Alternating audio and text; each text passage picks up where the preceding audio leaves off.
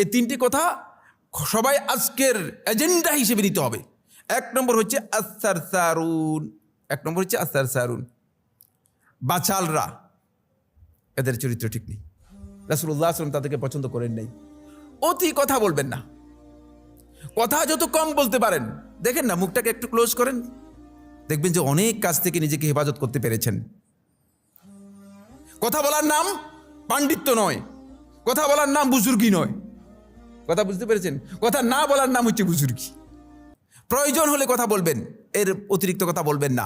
এই জন্য রাসূল সাল্লাল্লাহু আলাইহি ওয়াসাল্লাম আস-সারসারুন, তাদেরকে রাসূলুল্লাহ সাল্লাল্লাহু আলাইহি ওয়াসাল্লাম পছন্দ করেছেন। এরপরে 2 নম্বর হচ্ছে আল মুতাফাইহিকুন। মুতাফাইহিকুন হচ্ছে যারা কোনো কাজে অপ্রয়োজনীয় অনুসন্ধান করার চেষ্টা করে। আপনার কাজ নয় যেটা, সে কাজের মধ্যে অনুসন্ধানী হওয়ার কোনো দরকার নেই। একজনের পিছনে